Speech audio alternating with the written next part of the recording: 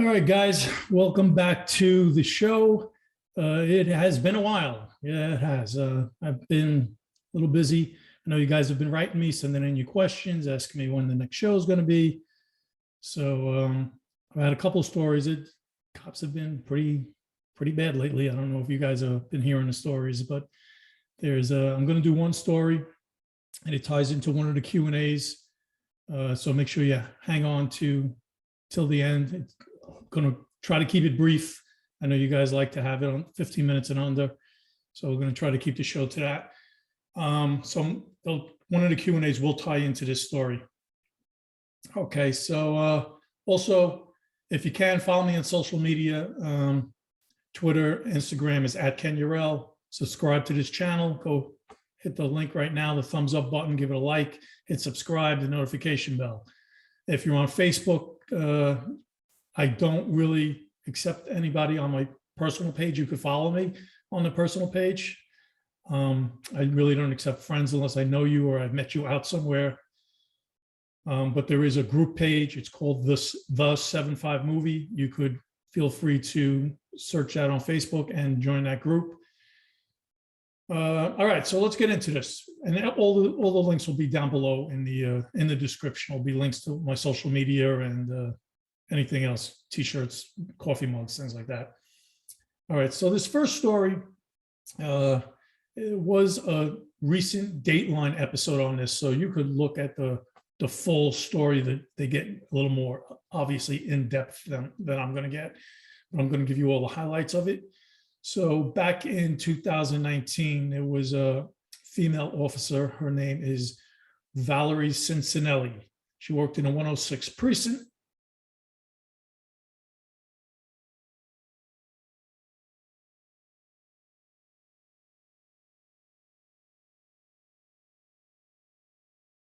She was doing some type of detail unit. I'm not exactly sure what it was, but it was in uniform. It wasn't plain clothes, nothing like that. She was up in the NPDU, Precinct Detective Unit. I don't know if they call that PDU anymore. Might be called something different, but she was up in the Precinct Detective Unit, and she was talking to one of the older guys there who had a picture of his family on his desk, and one was his son, who was around the same age as Officer Cincinelli. She asked about him, and the detective said, "Oh, that's my son." They wanted to hook up, so they set up sort of a blind date. They went on a date together, and they ended up getting married. So what happens is, it gets a little convoluted, but what happens is while she's out on patrol one day, she meets an older gentleman, probably, and was I'm not sure of her exact age. I think she was in her 30s at the time, early 30s, and she met a guy in his mid 50s who had a teenage daughter who was divorced, and she starts an affair with this guy. She ends up separating from her husband, or getting a full divorce from her husband. I'm not sure which. I think they were in the process of getting a divorce, so definitely separated. And she is seeing now her current boyfriend, who is a guy who's much older, 20 years her senior. He has also a daughter of his own, a teenage daughter. And according to her current boyfriend at the time, and this is going back to 2019, Officer Valerie Cincinelli wants to have her ex-husband killed in a murder for hire plot because of the divorce proceedings aren't going her way. She doesn't want to give up half her pension or custody of her children. So the current boyfriend is apparently on board with this until Officer Cincinelli also wants to add her current boyfriend's teenage daughter to the hit, according to him. This is all according to this. All this information comes from the current boyfriend, who's 20 years her senior. So if you watch the Dateline episode, it's all very, you try to listen to the story, it sounds somewhat believable, but then it gets a little, to me, it was more of domestic disputing, and it started going too far, and they started putting charges on each other. So he goes, when his daughter is supposedly added to this murder for hire hit, he goes to the FBI and tells the FBI there's this whole plot to kill. He's seen a woman from the 106 precinct, a police officer from the 106 precinct, who is looking to do a murder for hire plot on her ex-husband. So they started an investigation. They're looking into all this. And by the time he went to the FBI, according to him, Officer Cincinelli withdrew $7,000 from her bank and gave it to him to go hire somebody for this hit. Now, as we know from last stories, other stories I have spoken about murder for hire plots, and I'm sure you guys know, because there's always Dateline stories and 2020 stories, 60-minute stories about murder for hire plots, not necessarily just from police officers, but from regular civilians, that everything has to be on tape. There has to be an actual overt act where you have money being handed over, where the person hiring this alleged hitman, who is usually an undercover officer, says, yes, I want so-and-so killed. Here's the money for it. That's the overt act. Because people go all around all the time saying, oh, I'd like to have this person killed. I'd like to have that person killed. But it's just them talking off the top of their head. So there is no real overt act other than the current boyfriend's testimony, or what he says to the FBI, because it doesn't go to trial, what he says to the FBI, that she gave him $7,000 for this alleged hit. There is a withdrawal of a $7,000, but according to Officer Cincinelli, it was for a personal loan for this guy. And is really, you can't dispute it, because none of that is on tape. None of it is on video, no audio, nothing. It's just his word against her word that this $7,000 was for a hit. She says it was for a personal loan. Okay. FBI gets involved. They do the whole, get the ex-husband, make him pose for death photos, like he was shot and killed, blah, blah, blah. The current boyfriend is telling Cincinelli now he's got all this on wire. The hit was done, it was taken care of, and she's not really incriminating herself, other than to say, I thought you were kidding. I thought you were only blowing smoke out your ass, but this wasn't really going to be done. What happened? So now the FBI, the cops show up at the precinct, at Officer Cincinelli's house to inform her of her ex-husband being killed. Obviously he's not. It's just the whole, set up with the photos and everything. And she, appears to be very devastated after they leave and give the death notification. The current boyfriend is still there, and he's wearing a wire, and she's going, oh my God, I can't believe this really happened. What are we going to do now?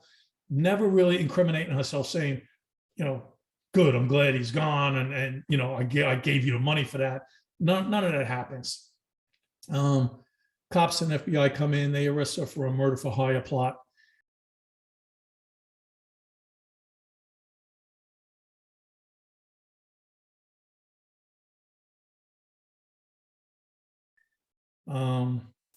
She's in jail for from 19 to, it just recently happened, October of 2021. October of 2021, there's a plea deal.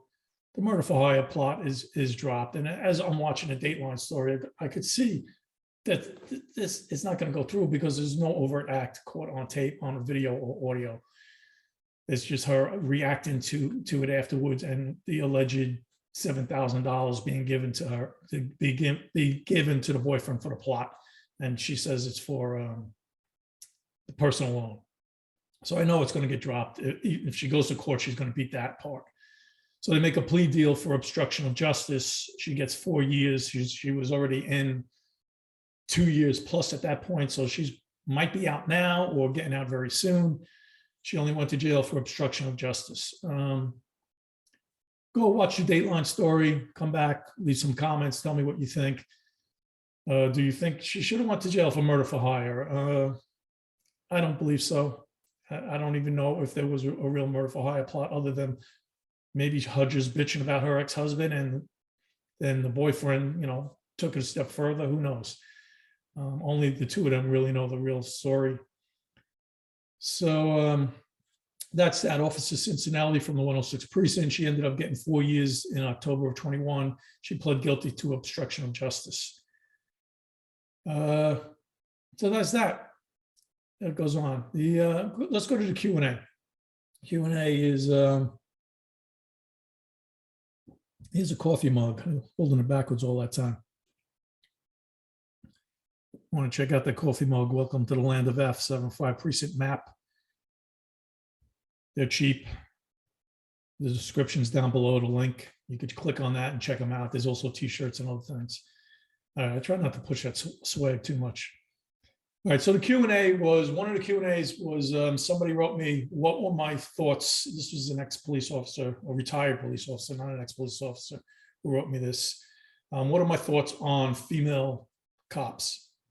Okay, that's why it sort of ties into what just happened. Personally, I didn't have an issue with female cops. I have worked with female cops in the past as temporary partners, and also had one as a steady partner. I rather work with some of the female cops than the male cops. Some are, they're out there, they do their job, they give their all. I've been with male cops who 90-pound weaklings are completely useless out in the street, especially someplace like the 7-5. The issue I see with female police officers are obviously there's sexual tension between male and female cops. You're in the car at least 8 hours a day together every day. One of the female officers that I was an actual partner with, not just temporary, but an actual partner, and this was before I was married, back in another precinct, not in the 7-5. We were working midnight shifts. You're talking midnight shifts, two young cops. I was, I think, 23 at the time, and she was a year younger than me, I think 21 or 22 maybe. We're working late tours on a midnight, and it was a slower precinct. It wasn't like the 7-5. It was a much slower precinct. It was the 88 precinct, and there was some sexual activity happening in a patrol car. Not proud to say that it happened. I talk about it briefly in my book. Want to check that out? Betrayal in Blue is my book. Check it out on Amazon. That's the problem between male and female cops. Especially younger. I mean, that it happens. Nothing you're going to do about it. But as far as them performing their duties, some of them are absolutely capable of performing their duties. They get in there, they mix it up when there's physical stuff going on. They're out there, they're making their arrests. They go up through the ranks, no issues. Others are totally useless. I mean, but there are also male cops that are totally useless. So I can't really chalk it up to between a difference between the male and female. It's the individual. So that's that. The other question was, what is the farm? I talk about the farm in my book. I think I talked about it in past podcast. The farm is an alcohol rehab program for police officers that feel they need alcohol rehabilitation, and the department will let you go to that without losing your job, without being suspended. You go to alcohol rehab. They send you away for whatever it is. I'm not sure. At the time, I think it was 30 or 60 days. You go to this program and you don't perform to work. I think you're considered on administrative leave, possibly. I'm not sure exactly. I never had to do it, so I'm not sure exactly what it is. My partner did it. It's an alcohol rehab program, and the reason they give alcohol rehab because alcohol is legal. If you have a problem with drugs, a lot of times guys will put themselves in alcohol rehab to clean themselves up from drugs. You can't say it's for drugs because drugs are illegal. You will get fired for that. So guys will go to the farm for various reasons, but it's supposed to be for alcohol rehab, not drug rehab. So that's what the farm is. Thank you for the questions you guys are sending in. Send in some more. And again, please like this video, give it a thumbs up, subscribe to the channel, hit that notification bell. Check me out on other social media venues. And thank you guys for coming by. If you have any comments on this video, put them down. Hit the comment section and put down some comments. I'll be glad to answer your questions.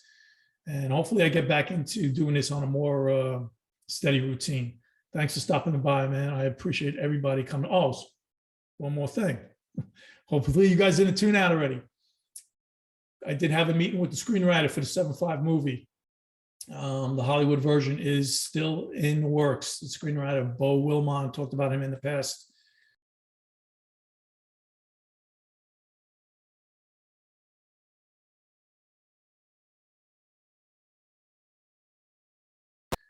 He is a big guy. He did the House of Cards. I think he brought it to American television, and he directed and screenwrote a lot of episodes on that series. So he came to my house. We had a good meeting for about probably 4 or 5 hours.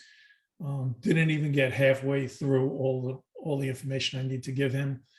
So he and I will, get back together again at a future date. I don't know if I'll be going up to New York or he'll be coming back down here. I know he enjoyed getting out of New York for a while and coming down to Florida. So we did have that meeting. It was probably 2-3 weeks ago. And 7/5 Hollywood feature is still on. So again, thank you guys for stopping by. Appreciate you. And give me a thumbs up. Thanks. Bye.